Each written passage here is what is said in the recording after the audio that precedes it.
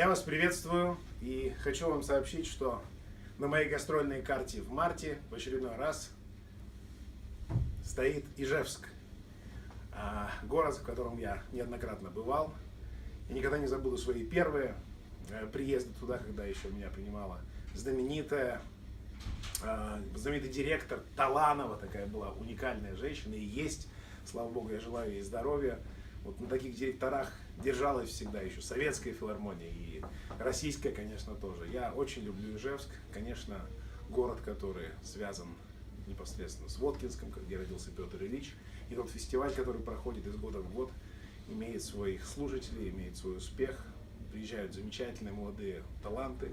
Мы приедем в очередной раз с нашим фондом «Новые имена», где наши знаменитые педагоги, профессора Московской консерватории будут давать свои мастер-классы, по итогам которых мы будем собирать наших питомцев, нашу семью, пополнение и посылать их в нашу уникальную летнюю творческую школу в Суздале. Новые имена в этом году отмечают 30-летие и будем отмечать как никогда бурно и в Суздале, и в Москве, и в других городах тоже. Ваш покорный слуга приезжает с программой,